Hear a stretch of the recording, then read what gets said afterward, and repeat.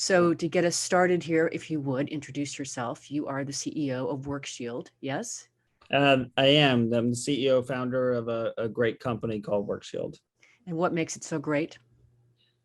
Well, one, it's a passion of ours, and two, people oftentimes hear about entrepreneurs and business leaders and CEOs, and it seems like an overnight success, but they forget about all the bumps and bruises and ups and downs and the fail fast and learn quickly, and it's a culmination of a lot of life experience to where we are today, and we're solving a great problem in the marketplace and in the workplace, which is, to me, that's a lot of fun, and it's encouraging. It's very fulfilling, and something I love to do. WorkShield is really one of the first and only solutions today that not only helps employers solve and address the workplace harassment and discrimination, but it actually gives employees a true voice that's heard. And when they're heard with intent and empathy, we actually ensure a clear path to resolution. And for the first time, it's really a win-win-win situation. It's a win for the employer because we're mitigating the risk. It's a win for the employee because they actually feel like someone's actually listening to them, their voice is being heard. And then it's also a win for the culture, because when you're actually able to give employees a voice to be heard, and they know it's going to be heard and taken seriously, and whatever the incident is or the issue is, there is a clear path to resolution. What that does is it creates this culture that a lot of DE&I experts are trying to get to. We're just solving it a lot quicker.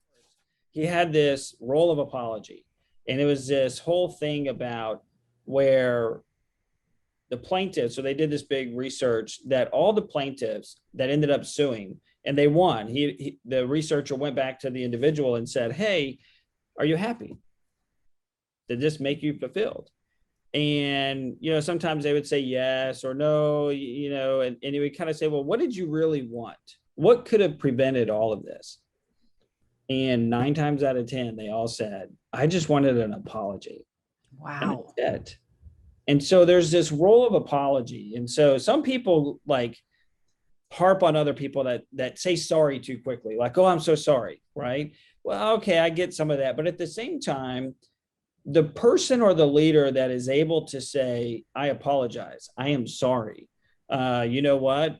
That is a great viewpoint. I'm sorry if we're not seeing that viewpoint. Let's talk about it. And one that can admit and have that empathy of knowledge, of also the knowledge of, hey, I don't know everything, but say they're sorry. What that does to the other person and to a culture overall, it allows people the ability to speak their voice. And so this idea of making every voice be heard, at the end of the day, they just want to know that they're important, that they mean something to somebody. They mean something to a process. They mean something to this idea of a company, this idea that we're all working towards, no matter what company you're with. But it's this idea of like, hey, I matter. I matter. And they just want to know that you see them, you hear them, you understand, and you're going to make sure this gets resolved. And the moment that happens, the moment they know that, some powerful things occur. And the powerful things that occur is, okay, wow, now you got buy-in. You got buy-in from the employee because they're not going to leave. So your turnover goes down. Your retention goes up. And then you got buy-in from the companies and their coworkers, because now what's the number one way, whether right or wrong, things spread? Word of mouth. You have an employee that feels heard. Now all of a sudden everybody else knows about it. Hey, look what they did here. They did this. This is awesome. Blah, blah, blah, blah, blah, blah, blah. And all of a sudden you get this kind of energy. And so when that energy is there, what does that do to the culture? What does that do to the company? What does that do to moving the company forward, to growing, to succeeding, to, more product out there? I mean, it all is encompassing. And it really starts, the base of this foundation really starts from giving the employee a voice that they know is going to be heard. What makes us proud generally is that we are solving everyday problems in the workplace that have not been solved forever. We absolutely are. We are a broken society. We can fix this though. And so when you think about it that way, what makes us excited here at WorkShield is that every single one of our employees is always there to, number one, make sure the voice is heard. Number two, make sure it's heard with intent and empathy. And number three, make sure there's a clear path to resolution on any issue. And that's why employers love us, but our employees every day, we're here to literally do that, protect companies, cultures, and employees all at the same time. And we're able to do it, and we figured it out. Well, it's all about communication. And so if you follow our company or not, we have a bell, and we ring that bell on a daily basis.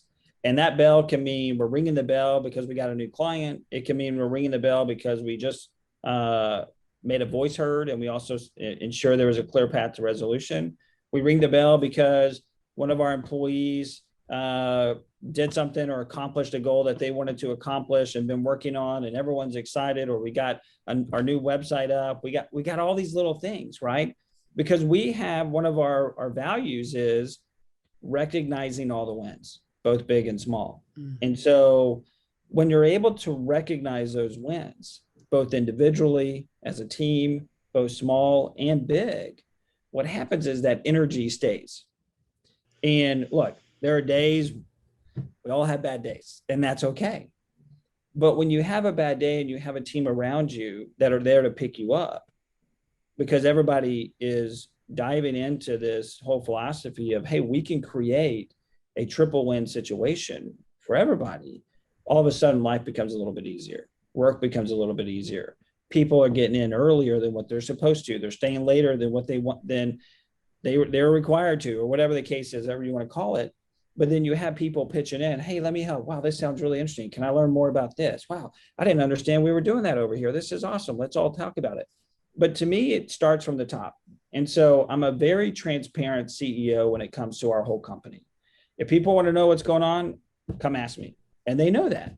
But they also know I'm going to be very transparent. I'm going to be very direct. I'm going to make sure their voice is heard. And look, I don't sugarcoat anything from that perspective. And in that, there's this kind of respect, because even today with studies being done, a lot of people, the number one issue with COVID, when COVID started over a year ago, was, what are we doing as a company? What's the transparency? What's the communication? Are we adapting? What are we doing? What do we have to do here? And the number one issue was people weren't being transparent. Well, if you're able to have transparency, then all of a sudden your employees, okay, I know what's going on, because again, it's all communication. It's about work product, but we make people also energized because they own their own work product. They own their own area. They feel like, hey, if I don't do this, I'm letting the rest of the team down.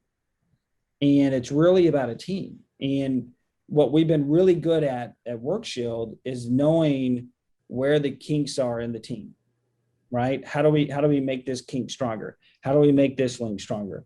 Okay, what's happening over here? Do we need to come together? And if something's not communicating back and forth, what is that? Because any of those miscommunications, going back to communication and transparency, causes that energy to go down. Well, it's all the issues we see on a daily basis that come in, and then we see it resolved, because we see what happens in the workplace culture. Reports get submitted every day, and then we investigate them with our team, and we solve these problems. And we get the calls back from the employees that say, hey, I've never felt like I've been heard before. This is amazing. You took what I said, you took what it's down, and before y'all came along, it would take 2 months or a whole month for anything just to get resolved. And we did it in 4 days, less than 5 days on average. And so when they call back and send us a note or send us an email that says, I just want to thank you for listening to me. Those are the stories that become very powerful for us. But it's also the stories that they get to see and hear. We haven't lost one client in 3 years. That's amazing.